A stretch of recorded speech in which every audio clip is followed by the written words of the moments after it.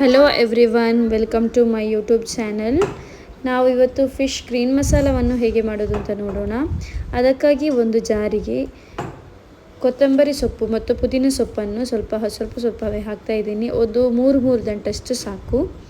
ನಂತರ ಅದೇ ಜಾರಿಗೆ ಒಂದು ಸಣ್ಣ ಲಿಂಬೆಯಷ್ಟು ಗಾತ್ರದಷ್ಟು ಹುಣಸೆ ಹಣ್ಣನ್ನು ಹಾಕ್ತಾ ಇದ್ದೀನಿ. ನಂತರ 2 ಟೇಬಲ್ ಸ್ಪೂನ್ ಆಗುವಷ್ಟು ಕೊತ್ತಂಬರಿ ಇದೆಯಲ್ಲ, ಕೊತ್ತಂಬರಿ ಇಲ್ಲದಿದ್ದರೆ ಕೊತ್ತಂಬರಿ ಹುಡಿಯನ್ನು ಹಾಕಿದರೂ ಆಗ್ತದೆ. ಕೊರಿಯಂಡರ್ ಪೌಡ್ರ್ ಬರ್ತದಲ್ಲ, ಅದನ್ನು ಹಾಕಿದರೂ ಆಗ್ತದೆ. 2 ಸ್ಪೂನ್ ನಾನಿಲ್ಲಿ ಹಾಕ್ತಾ ಇದ್ದೀನಿ. ನಂತರ ಇದಕ್ಕೆ 1 ಟೇಬಲ್ ಸ್ಪೂನಷ್ಟು ಜೀರವನ್ನು ಹಾಕ್ತಾ ಇದ್ದೀನಿ. ಜೀರಾ ಇಲ್ಲದಿದ್ದರೆ ಇದಕ್ಕೆ ನೀವು ಜೀರಾ ಹುಡಿಯನ್ನು ಅಥವಾ ಜೀರಾ ಇದ್ದಲ್ಲಿ ಜೀರವನ್ನೇ ಹಾಕಿದರೆ ಒಳ್ಳೆಯದು.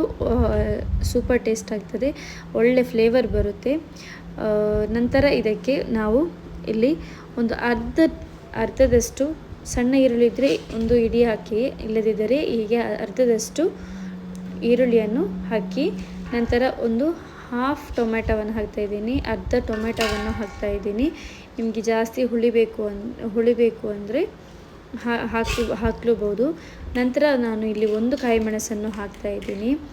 ಯಾಕಂದರೆ ಈ ಕಾಯಿ ಮೆಣಸು ತುಂಬ ಖಾರ ಇತ್ತು, ಅದಕ್ಕಾಗಿ ನಾನು ಇಲ್ಲಿ 1 ಕಾಯಿ ಮೆಣಸನ್ನು ತೆಗೆದಿದ್ದೇನೆ. ನಿಮಗೆ ತುಂಬ ಖಾರ ಬೇಕಾದಲ್ಲಿ 2-3 ಕಾಯಿ ಮೆಣಸನ್ನು, ನಿಮಗೆ ಇಷ್ಟ ಬಂದಷ್ಟು ಕಾಯಿ ಮೆಣಸನ್ನು ತೆಗೆಯಬಹುದು. ನಂತರ ಇದಕ್ಕೆ ನಾನು ಒಂದು ಟೇಬಲ್ ಸ್ಪೂನಷ್ಟು ಗರಂ ಮಸಾಲವನ್ನು ಹಾಕ್ತಾಯಿದ್ದೀನಿ. ಇದು ಆಪ್ಷನಲ್ ಆಗಿದೆ, ಹಾಕಿದರೆ ತುಂಬ ಟೇಸ್ಟ್ ಆಗುತ್ತೆ, ಇಲ್ಲದಿದ್ದರೆ ಸ್ಕಿಪ್ ಮಾಡ್ಬೋದು. ನಂತರ ಇದಕ್ಕೆ ನಾನು 2 ಟೇಬಲ್ ಸ್ಪೂನ್ ಆಗುವಷ್ಟು ಫಿಶ್ ಫ್ರೈ ಮಸಾಲವನ್ನು ಹಾಕ್ತಾಯಿದ್ದೀನಿ.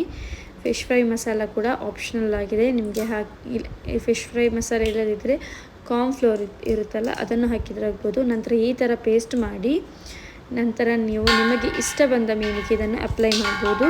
ನಾನು ಇಲ್ಲಿ ಡಿಸ್ಕೋ ಮೀನು ಅಂತ ಹೇಳ್ತಾರೆ ನಮ್ಮ ಆಚೆ, ಆ ಮೀನನ್ನು ನಾನು ತೆಗೆದಿದ್ದೇನೆ.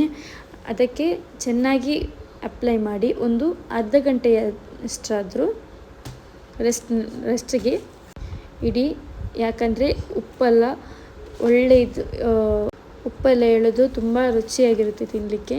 ಸೊ ಫ್ರೈ ಮಾಡುವ ವಿಡಿಯೋವನ್ನು ತೆಗಿಲಿಕ್ಕೆ ನನಗೆ ಮರೆತೋಯಿತು. ಇದನ್ನು ಏನೂ ಇಲ್ಲ, ನಾನು ತವಾ ಫ್ರೈ ಮಾಡೋದು. ತವಾ ಫ್ರೈ ಮಾಡಿದರೆ ತುಂಬ ಟೇಸ್ಟಾಗಿರುತ್ತೆ. ನಾನು ಇದನ್ನು ಏನೂ ಇಲ್ಲ, ಒಂದು ಕಾವಲಿಗೆ 1 ಟೇಬಲ್ ಸ್ಪೂನಷ್ಟು ಎಣ್ಣೆ ಹಾಕಿ ಮೀಡಿಯಮ್ ಫ್ಲೇಮಲ್ಲಿ ಒಂದು ಸೈಡ್ 10 ನಿಮಿಷ, ಇನ್ನೊಂದು ಸೈಡ್ 10 ನಿಮಿಷವನ್ನು ಫ್ರೈ ಮಾಡಿದರೆ ಸಾಕು. ತುಂಬ ಟೇಸ್ಟಾಗಿರುತ್ತೆ. ಮಸ್ಟ್ ಟ್ರೈ ಫ್ರೆಂಡ್ಸ್, ಇದನ್ನು ಮಸ್ಟ್ ಟ್ರೈ ಮಾಡಿ, ತುಂಬ ರುಚಿಕರವಾಗಿರುತ್ತೆ. ನಂತರ ತುಂಬ ಮಸಾಲೆ ಹಾಕಿ ಫ್ರೈ ಮಾಡಿ, ತುಂಬ ಟೇಸ್ಟಾಗಿರುತ್ತೆ.